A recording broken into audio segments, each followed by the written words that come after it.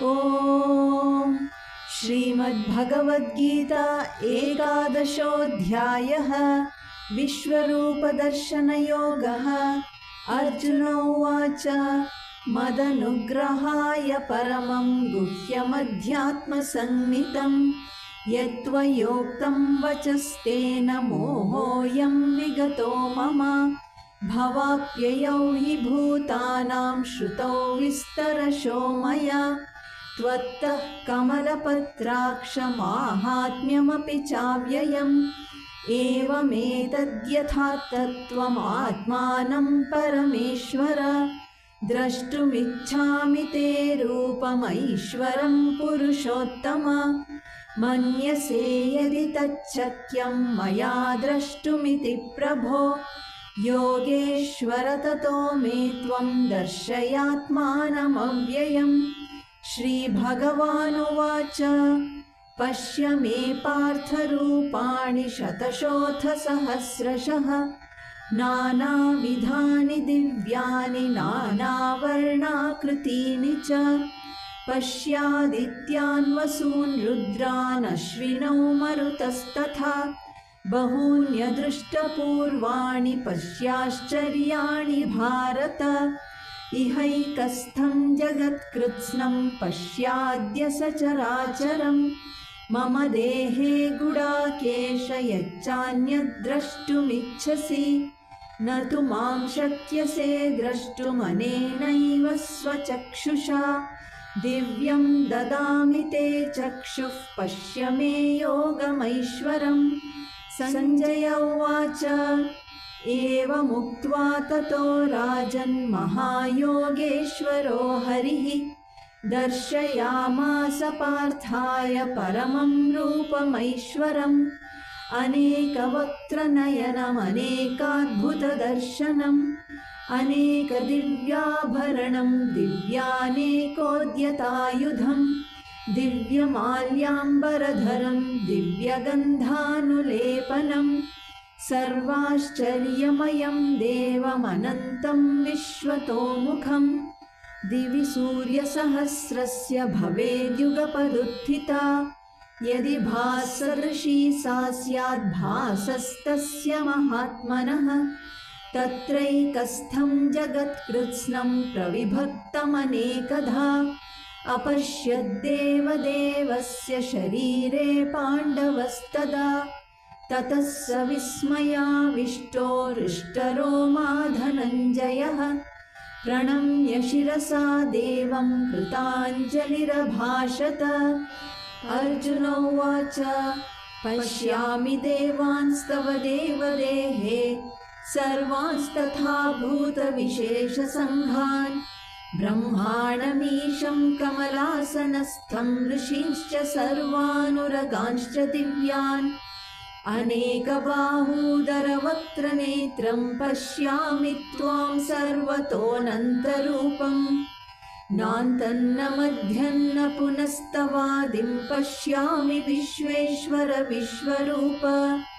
किरीटिनं गदिनं चक्रिणं च तेजोराशिं सर्वतो दीप्तिमन्तम् पश्यामि त्वां दुर्निरीक्ष्यं समन्ताद्दीप्तानलार्कद्युतिमप्रमेयम्।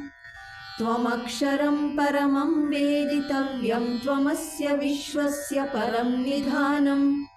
त्वमव्ययः शाश्वतधर्मगोप्ता सनातनस्त्वं पुरुषो मतो मे। अनादिमध्यान्तमनन्तवीर्यमनन्तबाहुं शशिसूर्यनेत्रम् पश्यामि त्वां दीप्तहुताशवक्त्रं स्वतेजसा विश्वमिदं तपन्तम्। द्यावा पृथिव्योरिदमन्तरं हि व्याप्तं त्वयैकेन दिशश्च सर्वाः। दृष्ट्वाद्भुतं रूपमुग्रं तवेदं लोकत्रयं प्रव्यथितं महात्मन्। अमीहि त्वां सुरसङ्घा विशन्ति केचिद्भीताः प्राञ्जलयोर्गृह्णन्ति। स्वस्तीत्युक्त्वा महर्षिसिद्धसङ्घाः स्तुवन्ति त्वां स्तुतिभिः पुष्कलाभिः। रुद्रादित्या वसवो ये च साध्या विश्वेश्विनौ मरुतश्चोष्मपाश्च गन्धर्वयक्षासुरसिद्धसङ्घा वीक्षन्ते त्वां विस्मिताश्चैव सर्वे। रूपं महत्ते बहुवक्त्रनेत्रं महाबाहो बहुबाहूरुपादं बहूदरं बहुदंष्ट्राकरालं दृष्ट्वा लोकाः प्रव्यथितास्तथाहं। नभस्पृशं दीप्तमनेकवर्णं व्यात्ताननं दीप्तविशालनेत्रं दृष्ट्वा हि त्वां प्रव्यथितान्तरात्मा धृतिं न विन्दामि शमं च विष्णो। दंष्ट्राकरालानि च ते मुखानि दृष्ट्वैव कालानलसन्निभानि दिशो न जाने न लभे च शर्मा प्रसीद देवेश जगन्निवास। अमी च त्वां धृतराष्ट्रस्य पुत्राः सर्वे सहैवावनिपालसङ्घैः भीष्मो द्रोणः सूतपुत्रस्तथासौ सहास्मदीयैरपि योधमुख्यैः। वक्त्राणि ते त्वरमाणा विशन्ति दंष्ट्राकरालानि भयानकानि केचिद्विलग्ना दशनान्तरेषु सन्दृश्यन्ते चूर्णितैरुत्तमाङ्गैः।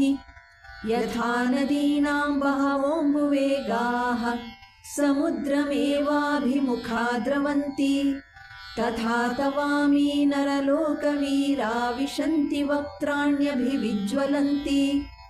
यथा प्रदीप्तं ज्वलनं पतङ्गा विशन्ति नाशाय समृद्धवेगाः तथैव नाशाय विशन्ति लोकास्तवापि वक्त्राणि समृद्धवेगाः। लेलिह्यसे ग्रसमानः समन्ताल्लोकान् समग्रान् वदनैर्ज्वलद्भिः तेजोभिरापूर्य जगत्समग्रं भासस्तवोग्राः प्रतपन्ति विष्णो। आख्याहि मे को भवानुग्ररूपो नमोऽस्तु ते देववर प्रसीद। विज्ञातुमिच्छामि भवन्तमाद्यं न हि प्रजानामि तव प्रवृत्तिम्। श्रीभगवानुवाच कालोऽस्मि लोकक्षयकृत् प्रवृद्धो लोकान् समाहर्तुमिह प्रवृत्तः। ऋतेऽपि त्वां न भविष्यन्ति सर्वे येव स्थिताः प्रत्यनीकेषु योधाः। तस्मात् त्वमुत्तिष्ठ यशो लभस्व जित्वा शत्रून् भुङ्क्ष्व राज्यं समृद्धम्। मयैवैते निहताः पूर्वमेव निमित्तमात्रं भव सव्यसाचिन्। द्रोणं च भीष्मं च जयद्रथं च कर्णं तथान्यानपि योधवीरान् मया हतांस्त्वं जहिमा व्यतिष्ठा युध्यस्व जेतासि रणे सपत्नान्। सञ्जय उवाच एतत् श्रुत्वा वचनं केशवस्य कृताञ्जलिर्वेपमानः किरीटी नमस्कृत्वा भूय एवाह कृष्णं सगद्गदं भीतभीतः प्रणम्य। अर्जुन उवाच स्थाने ऋषिकेश तव प्रकीर्त्या जगत्प्रहृष्यत्यनुरज्यते च रक्षांसि भीतानि दिशो द्रवन्ति सर्वे नमस्यन्ति च सिद्धसङ्घाः। कस्माच्च तेन न मेरन्महात्मन् गरीयसे ब्रह्मणोऽप्यादिकर्त्रे। अनन्तदेवेश जगन्निवास त्वमक्षरं सदसत्तत्परं यत्। त्वमादिदेवः पुरुषः पुराणस्त्वमस्य विश्वस्य परं निधानम्। वेत्तासि वेद्यं च परं च धाम त्वया ततं विश्वमनन्तरूप। वायुर्यमोऽग्निर्वरुणः शशाङ्कः प्रजापतिस्त्वं प्रपितामहश्च। नमो नमस्तेऽस्तु सहस्रकृत्वः पुनश्च भूयोऽपि नमो नमस्ते। नमः पुरस्तादथ पृष्ठतस्ते नमोऽस्तु ते सर्वत एव सर्व।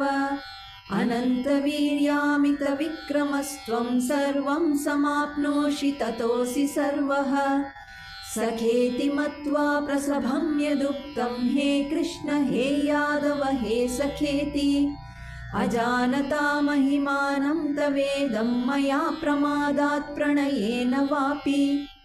यच्चावहासार्थमसत्कृतोऽसि विहारशय्यासनभोजनेषु। एकोऽथवाप्यच्युत तत्समक्षं तत्क्षामये त्वामहमप्रमेयम्। पितासि लोकस्य चराचरस्य त्वमस्य पूज्यश्च गुरुर्गरीयान्। न त्वत्समोऽस्त्यभ्यधिकः कुतोऽन्यो लोकत्रयेऽप्यप्रतिमप्रभाव। तस्मात् प्रणम्य प्रणिधाय कायं प्रसादये त्वामहमीशमीड्यम्। पितेव पुत्रस्य सखेव सख्युः प्रियः प्रियायार्हसि देव सोढुम्। अदृष्टपूर्वं हृषितोऽस्मि दृष्ट्वा भयेन च प्रव्यथितं मनो मे। तदेव मे दर्शय देवरूपं प्रसीद देवेश जगन्निवास।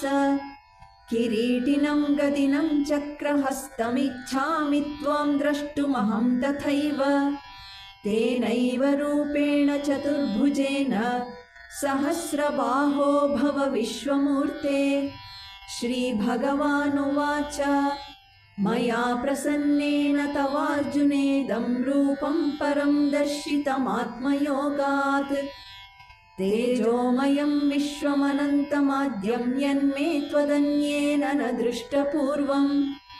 न वेदयज्ञाध्ययनैर्न दानैर्न च क्रियाभिर्न तपोभिरुग्रैः। एवं रूपः शक्य अहं नृलोके द्रष्टुं त्वदन्येन कुरु प्रवीर। मा ते व्यथा मा च विमूढभावो दृष्ट्वा रूपं घोरमीदृङ्ममेदम्।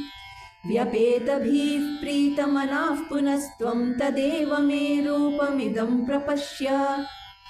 सञ्जय उवाच इत्यर्जुनं वासुदेवस्तथोक्त्वा स्वकं रूपं दर्शयामास भूयः। आश्वासयामास च भीतमेनं भूत्वा पुनः सौम्य वपुर्महात्मा। अर्जुन उवाच दृष्ट्वेदं मानुषं रूपं तव सौम्यं जनार्दन। इदानीमस्मि संवृत्तः सचेताः प्रकृतिं गतः। श्रीभगवानुवाच सुदुर्दर्शमिदं रूपं दृष्टवानसि यन्मम। देवा अप्यस्य रूपस्य नित्यं दर्शनकाङ्क्षिणः। नाहं वेदैर्न तपसा न दानेन न चेज्यया शक्य एवं विधो द्रष्टुं। दृष्टवानसि मां यथा भक्त्या त्वनन्यया शक्य अहमेवं विधोऽर्जुन। ज्ञातुं द्रष्टुं च तत्त्वेन प्रवेष्टुं च परन्तप। मत्कर्म कृन्मत्परमो मद्भक्तः सङ्गवर्जितः। निर्वैरः सर्वभूतेषु यः स मामेति पाण्डव। ॐ तत्सत् इति श्रीमद्भगवद्गीतासु उपनिषत्सु ब्रह्मविद्यायां योगशास्त्रे श्रीकृष्णार्जुनसंवादे विश्वरूपदर्शनयोगो नाम 11 अध्यायः।